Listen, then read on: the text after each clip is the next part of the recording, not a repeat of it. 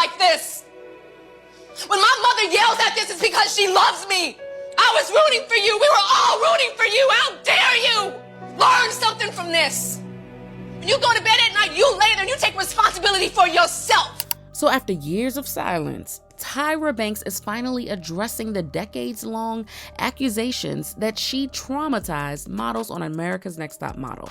And girl, it ain't looking good.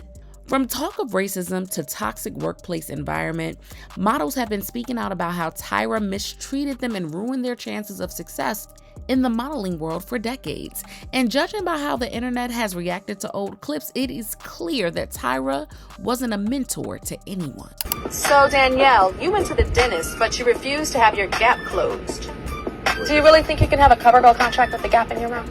Yeah, why not? This is all people see. Easy beautiful CoverGirl. Even now, Tyra is admitting that she took things too far, further than she could have imagined. But the reason she gave for doing so has everyone doing double takes. Cause what in the world? Honestly, it's shocking the things that they were able to get away with. America's Next Top Model premiered in 2003 and ran for about 24 seasons before it stopped airing in 2018. It was created by Tyra Banks and it had a cult following. Everyone was tuning in to watch young girls who were lining up around the corner for a chance to appear on the show, and it was wildly successful. Every week there were various photo shoot challenges and weekly eliminations that were determined by a panel of fashion experts. No matter how the judges changed throughout the seasons, the one person who was always constant was Tyra Banks. So she was really the one who approved the toxic ideas for the weekly challenges and all the bad behavior that came along with it. And one of the things that America's Next Top Model was famous for was their extreme makeovers, and the goal was to make every girl look very different from how they first came in. So you know what I'm doing? Have you ever seen that movie Rosemary's Baby starring Mia Farrow? You haven't? Well, I'll explain what her hair looked like in that movie. It was a little bit lighter than yours, and it was this short. Oh my God. So you're gonna have to say bye-bye to Beauty Queen. We're not just cutting this just to cut your hair. Oh, this no. fits your face. Your face is strong enough to handle that. Cassandra, why are you crying? I love my hair. It'll always grow back. And when I say the changes were drastic, I mean even the models who were willing to do anything were surprised and sometimes sad about the way their hair and bodies were treated. If the girls were able to get a haircut they weren't happy with, or did get a style that made them unhappy, the show would fully zone in on that and expect them to be stuck up. Y'all, there wasn't anyone pulling them aside to explain to them what was happening. And if anyone got super emotional or was reluctant to go through with it, Tyra would still force her to get her hair cut and maybe even make it a bit more extreme just to watch the girl break down emotionally on national TV. For the purpose of ratings. I mean, there was one time that a contestant, Gina, who was dealing with alopecia, was forced to remove her wig and shave off whatever little hair left she had. Tyra was talking about how they wanted to sell alopecia being a beautiful thing, even though Gina had expressed multiple times that as a teenager, her alopecia was something she I've been accused of being a man because I have no hair. I was told for so long that I wasn't beautiful. Constantly battling and trying to prove yourself and be feminine is exhausting. And what about the time that Bree Scala, a contestant from season 5, got all her hair chopped off despite knowing that she was a hair model? They literally cut off her moneymaker, and all the agencies she was with dropped her within a week. So when she came out without winning the show and no money, she crashed out and ended up homeless and in rehab within a year. But it was not just hair makeovers. Tyra had some girls doing body modifications, like changing the shape of their teeth, for example. Child, even when the girls doubled down to make it through the makeovers, they still had to deal with the manufactured pressure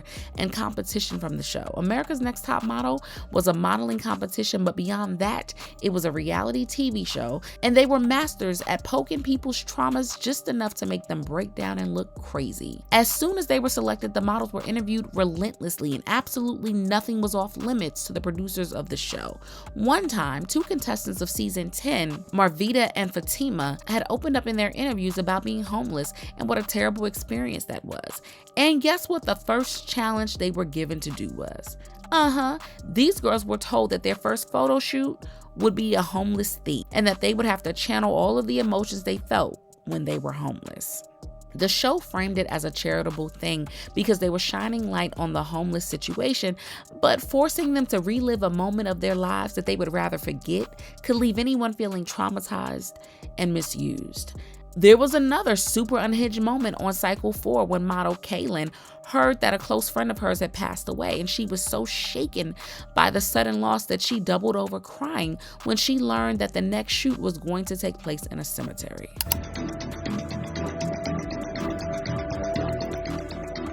It's really messed up. I mean, I know nobody knows the circumstances, but I just don't want to be here. And then there were 7. Well, I hope none of you are afraid of tight and confined, creepy spaces. Follow me. It took everything in my body not to just give up right at that moment. The girls have talked about how there were cameras in every nook and cranny of the house, even in the bathroom. So what are the chances that producers didn't know what was going on? 0. Now, moments like these definitely got a lot of backlash because having a shoot in a graveyard for any reason is just majorly disrespectful. But that was pretty normal to what Tyra had them doing. You'd think that Tyra, being a Black woman, would have been more cautious about perpetuating harmful racial stereotypes. But if anything, she leaned into that harder. They experimented with race swapping themes a few times and got the girls changing their hair, styling, and skin tones just for a photo shoot, basically forcing them into blackface and cultural appropriation without thinking twice about it. Creative director Jay Manuel talked about how uncomfortable he was with the shoot, but was afraid to speak up about it because he was just told to do his job. Specifically in Cycle 4, the whole race swapping shoot, I was very uncomfortable. My parents grew up in South Africa. They're from South Africa under apartheid. So you've got to understand the kind of the family I grew up in. I'm biracial. It just was very uncomfortable. Still, if the girls were going to do all of that and the show was making a lot of money off their backs, you'd expect for them to be taken care of, right? At the very least. But child, not at all. They each received a $40 stipend for the week, and they were always hungry. And when you're hungry, you get irritated, angry, and you lash out. And that was the end goal the entire time the models were living together. And the producers always wanted to see them at their, and they were ready to squeeze everything out of it. When the show ended and the old clips kept circulating, people started talking about just how bad the show was and why nobody spoke up about it. Even former contestants started speaking out because more than half the time, they came out with no work. Even the shoots that they were traumatized for couldn't be used to book any jobs. However, Tyra still defended the show, and when she spoke out, she said, "Been seeing the post about the insensitivity of some past America's Next Top Model moments, and I agree with you. Looking back, those were some really off choices. I appreciate your honest feedback, and I'm sending so much love and viral hugs." That was basically a slap on the wrist and disrespectful to all of the girls who genuinely suffered for the sake of their dreams. Now she's admitting that she knew the show went too far. It turned from wanting to break barriers in the modeling world to torture boot camp for young models that went on and on, recording every single moment all for the money. But Tyra still didn't think that any of it was her fault. Instead, she said that it all happened because the viewers demanded it. Over 100 million viewers tuned in every day to watch, and at some point, Tyra and her team decided it was fine to do anything they could to keep the ratings up and continued to lean into it until they couldn't. But the internet isn't here for Tyra shifting the blame like that, and they got some things to say. Y'all will not gaslight us into forgetting how Tyra terrorized some of those contestants. BFFR. She both had this moment and also made those moments often herself. The North remembers.